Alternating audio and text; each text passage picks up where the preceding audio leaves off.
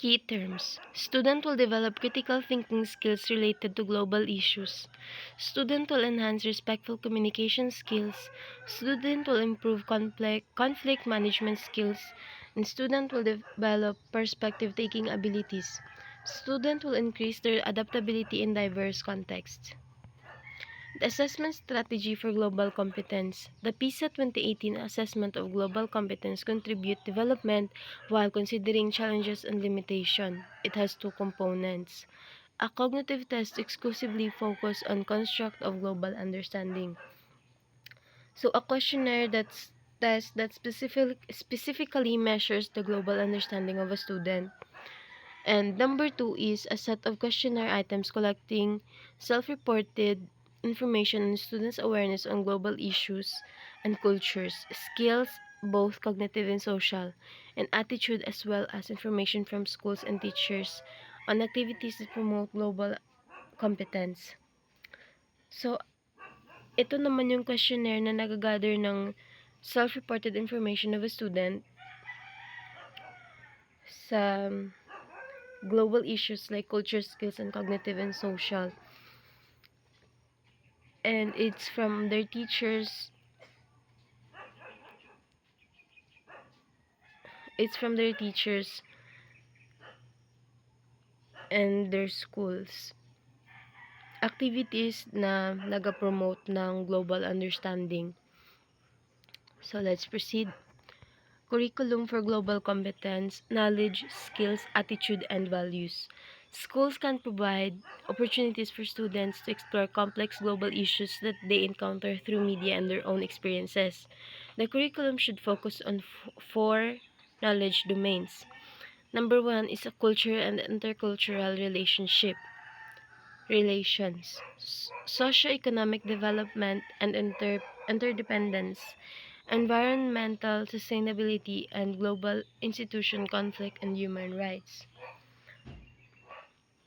This knowledge is crucial for developing values like peace, respect, and non-discrimination, equality, fairness, acceptance, justice, nonviolence, and tolerance. So,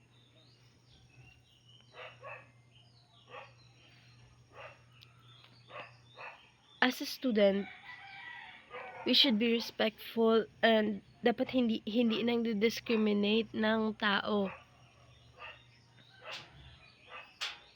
And dapat fair and may justice. Hindi ito tolerate ang mali.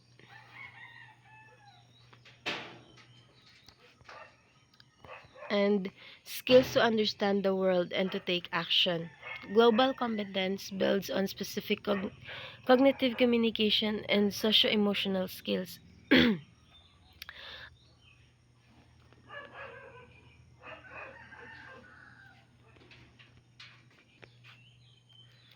So effective education in this area enables students to use their knowledge, attitude, skills, and values to share ideas on global issue, both inside and outside of school, and to interact respectfully with people from diverse cultural background.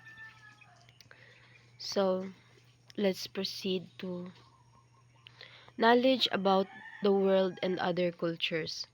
Global competence is supported by the knowledge of global issues that affect lives locally and around the globe, as well as intercultural knowledge or knowledge about the similarities, differences, and relations amongst cultures. This can be done through the following strategies. Perspective taking refers to cognitive and social skills of understanding how other people think and feel. So, ito naman is you need to understand the other people's perfect perspective and also how they feel. Not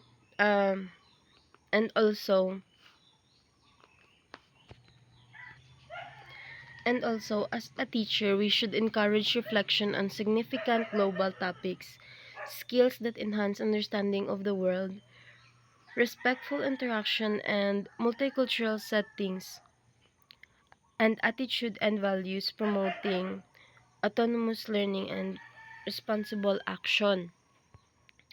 So, let's proceed to openness, respect for diversity, and global mindedness.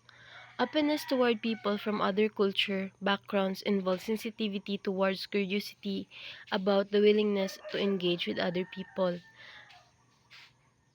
and other people perspective on the world. Respect consists of a positive regard for someone based on judgment of intrinsic worth. It assumes dignity of all human beings and their inalienable right to choose their own affiliation, belief, opinion, or practices. Global mindedness is defined as a worldview in which one sees him herself connected to the community and feels sense of responsibility for its members. So, global competence by embracing openness, which involves community and engagement with diverse culture.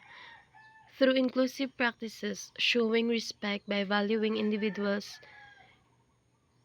intrinsically and recognizing their rights by fostering global mindedness where one feel connected and responsible for the global community. Valuing human dignity and diversity. Valuing human dignity and valuing cultural diversity contribute to global competence because they constitute criminal filters through which individuals process information about other cultures and decide to engage with others in the world. Hence, people who cultivate these values become more aware of themselves and their surroundings and are strongly motivated to fight against exclusion, ignorance, violence, oppression, and war. So, valuing human dignity and cultural diversity enhance global competence by increasing self-awareness and awareness of one's surroundings, which in turn motivates individuals to actively confront injustice, exclusion, ignorance, and violence, oppression, and also war.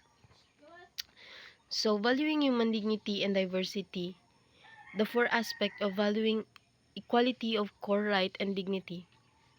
Number one is the prohibition of all types of inhuman treatment, humiliation, or degradation, or degradation by one person over another.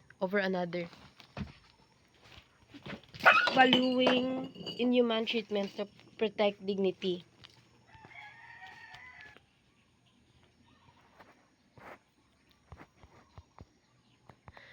Number two is the assurance of the possibility for individuals' choice and conditions for each individual's self-fulfillment, autonomy, or self-relation. So, assuring individual choice and self-fulfillment by surrounding autonomy, recognize autonomy. And number three is the recognition that protection of group identity and culture may be essential for that or of personal dignity. So, recognizing recognizing protection group identity and culture to prevent discrimination. And the last is the creation of necessary conditions to have essential need and satisfied.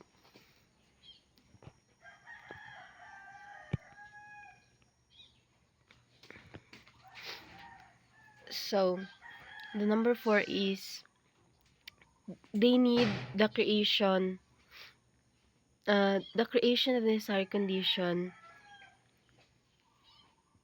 So, parang ito lang yung need talaga para masatisfied yung essential need ng certain group of people or people.